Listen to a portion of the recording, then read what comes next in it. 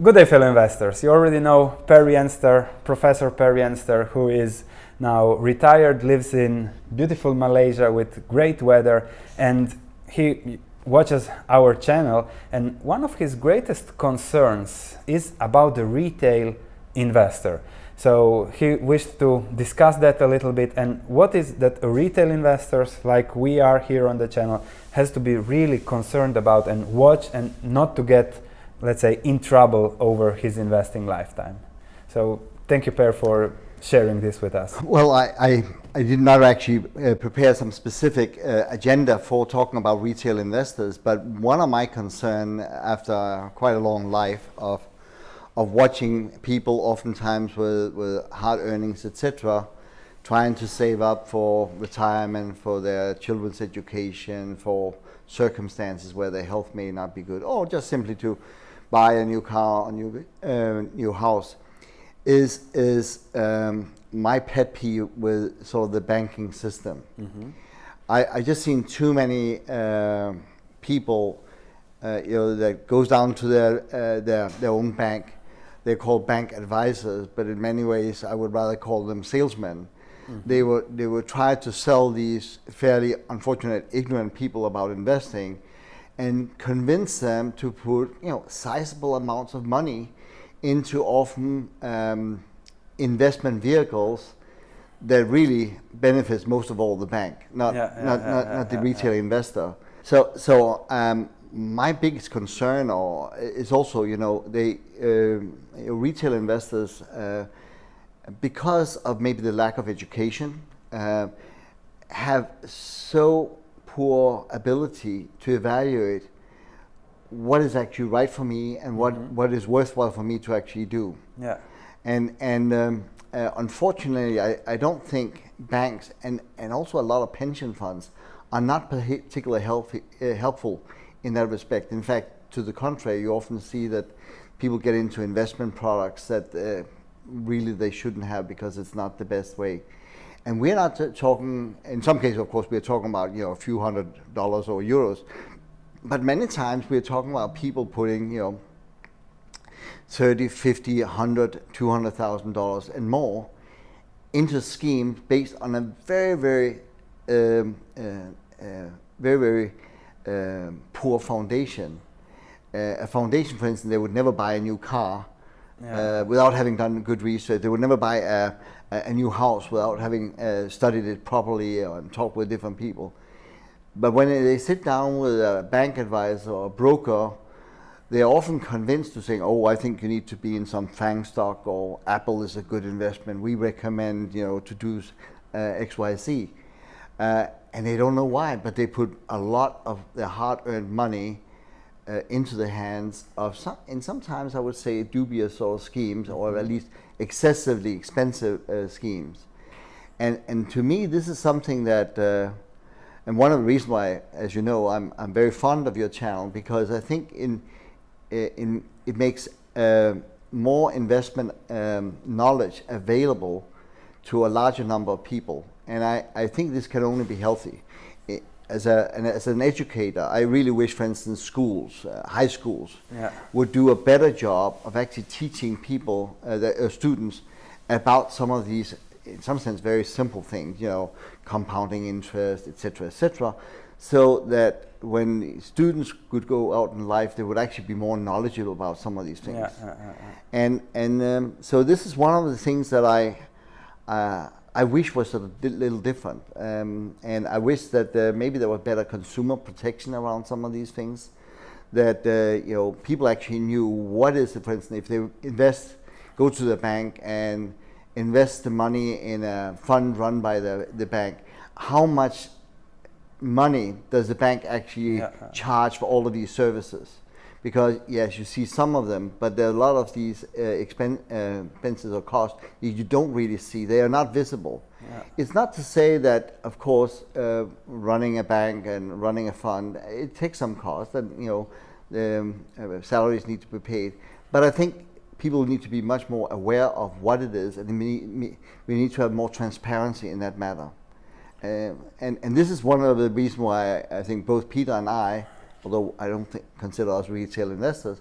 But one reason, for instance, we went ahead and started a fund because we just didn't feel comfortable about the kind of services, even with our assets, that we could get in most typical banks, because we always felt that we would be, or attempts would be made to steer us into investments that was really not in our best interest. And how can now a person that, I don't know, for example, I get a lot of emails from an MDs, so they really work hard at their job of making us live longer, saving our lives, and they do, we all know, 12-hour shifts or something like that, and then they have that one free day and they go to get a cup of coffee with their banker for an hour.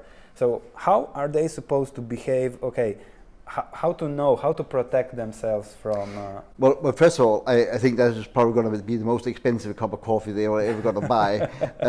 But there's several options. First of all, I think educating yourself. So you have to educate yourself. Yeah, I mean, it's not, I won't compare it with maybe buying a car, but if you want to buy a new car, you tend to actually do some research. You talk with other people who have bought this particular brand of car. You maybe read some articles in motor magazines. You may go to Consumer Report and see comparisons, etc. Other considerations may be, can I have this car serviced in my area? Is there garages around that will do that, etc., etc. What is the resale value and so forth. And I think similarly with investments, that you do as an MD or another hardworking person, you need to educate yourself. You need to do a better job. Of course, when you invest your money with other people, it's always a matter of trust. Yeah. And I guess what I'm highlighting here is that the perceived trust sometimes in these institutions, whether they're brokers, insurance advisors, etc., is tainted. There's a bias here that is likely not in your favor. And you need to understand that. I'm not saying that a medical doctor needs to go through and become an economist suddenly. But in the same way, I don't think the medical doctor would recommend that I start to prescribe medicine. So it's the same way. You can actually you can get a hold of independent advisors. Now you need to pay them. Amazingly enough, people tend to be really hesitant of actually paying $300-500 for somebody to sit down and review their portfolio or their investments, but they don't mind investing $300,000-400,000 person with a young bank clerk because he says we recommend FANG stocks, right? And so I think also people need to be more.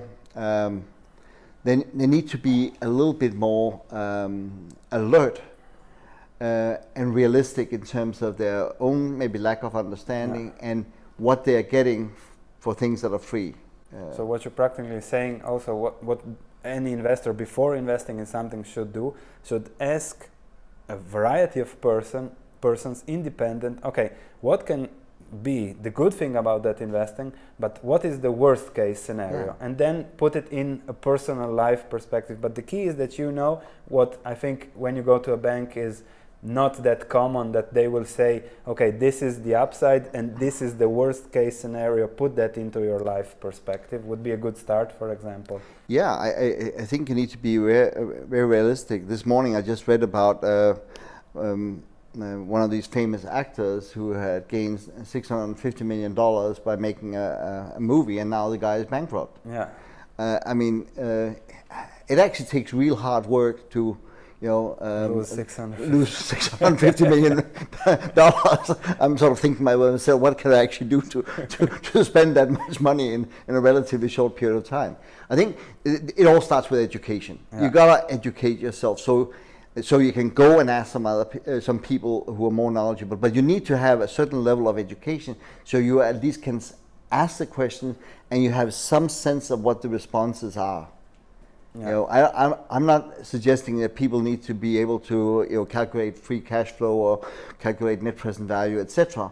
but they need to at least have some sense of what it is that one they're still looking for themselves, and what the recommendations actually might be, and the different options that they may have. And where can people get that education? Yeah, I mean, you know, I'm a big fan of your channel. Thank you. Because I think you're doing a very good job of that. Right. Other places I've recommended to members in my family, go to Khan Academy, khanacademy.org. Yeah. You know, they actually have little videos that actually talk about some of these things. Just starting to read the financial press on a regular basis, so we start to get used to the vocabulary, etc. I'm not saying you need to go back to school and get a new degree, but investing is a lifelong process, so you have a life to learn about it. And there are always things you start to discover where you thought, maybe if I invest this way, I'll be, you know, more fortunate. And then you see, well, but there was also these other variables that I need to take into consideration. And of course, different economic circumstances allow for very different type of strategies. And then when you think about it, on average, we spend 200, not we, but most people spend 200 hours working on their job to get money, but perhaps spend less than half an hour per month thinking about that money. Yeah. So you don't need to put 200 hours per month, but perhaps that 15 minute increase it to 1 hour, 2 hour per month as an investment over 50 years that compounds to huge differences. It's very important. I can tell you in my role as an executive educator, I've actually come across quite a lot of even CEOs, very high-ranking officers in companies that are great at managing their company, but they are very, very amateurish when it comes to actually thinking about their own money.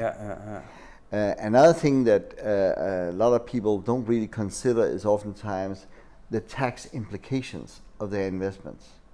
It's sort of like sometimes you consider taxes forgiven. Well, that's actually not always the case. There are certain ways you can actually set up your portfolio and the way you make investments that actually may create advantages as opposed to maybe having to pay a lot in taxes. I'm not advocating against taxes. If people choose to live in high welfare societies, they of course need to pay a lot of taxes. But I think from your own portfolio point of view, you still need to consider it, because over time, over the years, even small percentages in tax differences will actually yield very, very different results in the future.